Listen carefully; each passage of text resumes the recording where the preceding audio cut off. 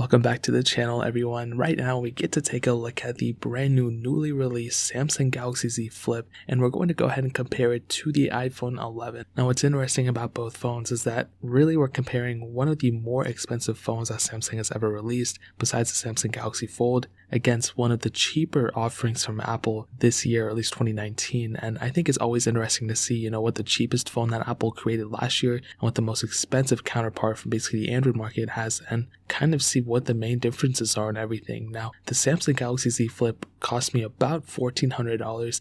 They're selling for a little bit more on eBay because, they're very rare now apparently, and Samsung is kind of doing a limited release on them. With the iPhone 11, it really only cost me about like $700-ish, including tax. And between both, you're spending about half the money on the iPhone 11. But let me tell you right now, the iPhone 11 is not half the phone of the Galaxy Z Flip. There are some cases where the Z Flip is better, but I'll be honest, the main thing you're paying for when you're getting the Z Flip is not like a faster processor, it isn't a greater screen or anything like that. It's literally just that folding technology, which I think is cool and I think it's important for the future. But I just think like right now, it's just kind of one of those things that's kind of unnecessary, and for it to cost that much just because it folds, I don't really see a use case behind that, but I do think it's cool. And if you flip it out and you like go show people, I guess they'll like you more because you have that phone. But I don't think it's like a crazy thing. Like, I don't know, it's just kind of weird. I'll explain in a little bit, but the iPhone 11 does have a 6.1-inch liquid retina IPS panel on it. It is 828 by 1792, so it's not even a 1080p display, but it's really not a bad display at all. I think Apple did a pretty decent job at it. It does have True Tone, which is really nice, and I think overall, if you're going to be using this phone, I don't think you're going to be,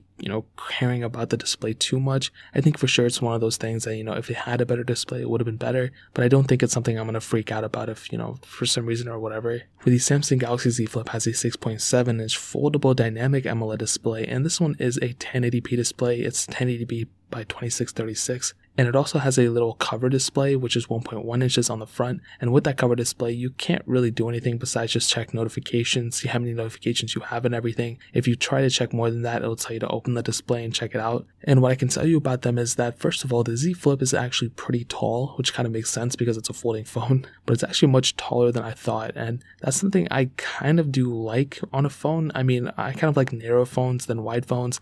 The iPhone 11 is a pretty wide phone, but for me, I think the iPhone 11's design, which is basically all phone designs, it's still like the most premium and most optimal thing for a lot of situations. I think with the Z Flip included, it's just kind of strange that you have to worry about the folding portion of the phone. Like, it's just one of those extra things that I don't want to worry about. However, one thing to keep in mind is that if you drop the Z Flip, it'll actually kind of protect it because it folds and it won't crack that screen, but it could damage other components. With the iPhone 11, if you drop it, obviously it'll crack the displays most of the times than not, but that really pretty much covers it up in the display. The Z Flip definitely has a better display for sure. On the bottom, we have a USB Type-C port on the Z Flip, a Lightning port on the iPhone 11. On the back, you'll see we have glass backs and technically a dual camera setup on both phones. I want to say back, but the Z Flip, when it's closed, that's technically the front. The iPhone 11 has two cameras, a wide angle and telephoto lens, and the Z Flip has a wide angle and an ultra wide angle. And I think between both, the design wise, obviously the Z Flip is the newer, cooler design. It's much better and everything, but the iPhone 11's design is more or less what we already know. And the weird thing is that you're spending that much money for the Z Flip, but there's actually no IP certification on it, which is kind of expected, I guess, because a lot of phones, how are you going to put IP certification on a phone like this that folds?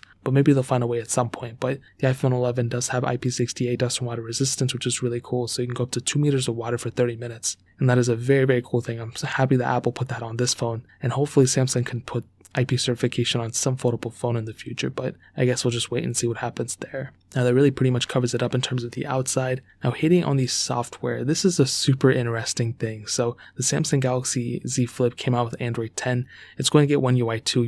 It's already having One UI 2. It's probably going to get One UI 3 and then One UI 4, and then it's going to be done. Where the iPhone 11 started off with iOS 13, and the weird thing is that the iPhone 11 has the potential to not only outlast the Z Flip, but also outlast the Z Flip 2, the Z Flip 3, and maybe even the Z Flip 4 depending on how many versions of iOS the iPhone 11 gets. Now, I could be totally wrong, maybe up to the Z Flip 3, but the iPhone 11 will last a very, very long time in terms of software. The software experience, in my opinion, is also better on the iOS version, of the phones. I think One UI 2 is very good still, but it still has a long way to go. I don't think it's anywhere near perfection, and if Samsung really wants to get serious, they need to take their software serious. Their hardware is usually great. I mean, they're like one of the first people to do a major foldable phone like this besides Razer and Huawei. They did the Fold last year, they're doing this one, and what's the point of having really cool, innovating hardware if the software is still lackluster? You know what I mean? Like, Samsung just needs to focus down, fix their software, whatever they need to do with it, and then go from there.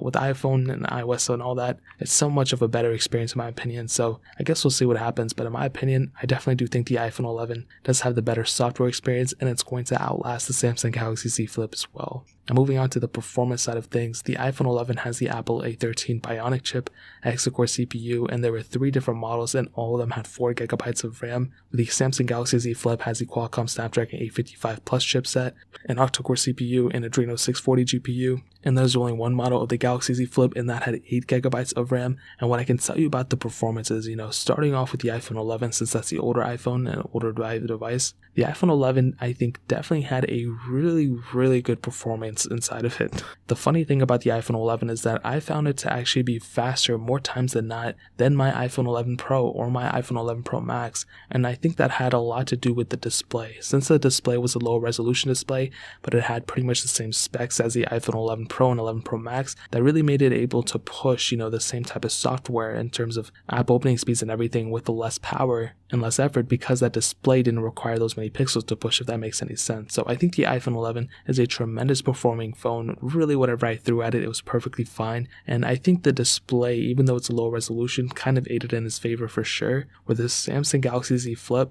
I think, is a tremendous performing phone too. It's still an extremely fast phone. I loved using it. Really, whatever I did with it is perfectly fine, but I think it's more or less the same as a Samsung Galaxy S10. With the S10, you guys know it had the 855 as well with the Snapdragon 855. This one just has the 855 Plus, and I think for sure, I think Samsung could have done a better job with it, putting a better chipset in it, but I do think that the Samsung Galaxy Z Flip's performance might be just a little bit better than the iPhone 11. I think the Z Flip has, a faster experience, I think, overall, but the iPhone 11 is a smoother phone, if that makes any sense. And like I said, this has a lot to do with the software. There seems to be still a lot of background processes moving around in the Z Flip area of One UI 2, or on iOS it's much more smoother experience. So between both of them, I would probably give the edge to the Z Flip being faster, but the iPhone 11 to being smoother. Now moving on to the camera. The iPhone 11 has 2 12-megapixel sensors, a wide-angle lens and an ultra-wide sensor, and the Samsung Galaxy Z Flip has the same exact setup, a wide and an ultra-wide sensor as well, 2 12-megapixel sensors. Kind of funny, they're the exact same thing. On the front, a 12-megapixel sensor on the iPhone 11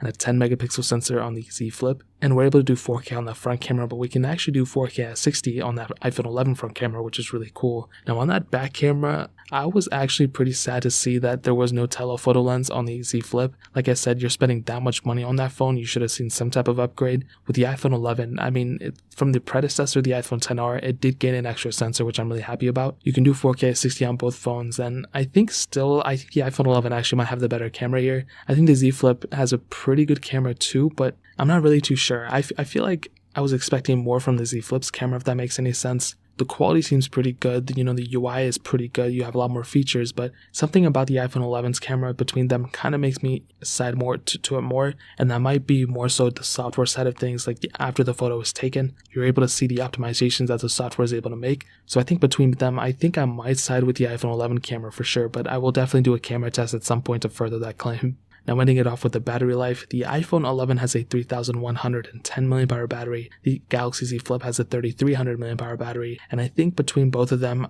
I think the iPhone 11 actually has a better battery life between them. The Z Flips, because it does have a high resolution display and a bigger display, and it's technically more powerful, that does suck up a lot of battery in the long end, and because you do have an extra display on the front that might be powered, you might be actually sucking up more battery than you might think. the iPhone 11, because it doesn't have a crazy huge resolution display, because it's mostly stock iOS, like there's not a lot of background process in it, it makes it, a smooth experience overall. That really does make the iPhone 11 probably have the better battery life between them than the Galaxy Z Flip. And that really pretty much covers it. Now, obviously, if you have the money, if you want to, I would get the Z Flip, but bro, even then, I think the iPhone 11 is the better device between them. I think the Z Flip with that folding factor is its biggest selling factor. If it didn't fold, really nobody would be buying it. It's just kind of like a Galaxy S10 Lite. It's like a Galaxy S10 with a low resolution display and a one less camera sensor. Like, it's a very weird thing that they did, but I guess it is what it is. The biggest novelty is that it folds, and I think it's important for the future too, but I guess we'll just see what happens in the future. But that's pretty much my take on it. If you guys have any questions or anything, leave it down in the comment section below. Hit that like button, that would mean so much, but definitely hit that subscribe button. Every single subscriber that we get really does count, so it'll mean so much if you guys could hit that.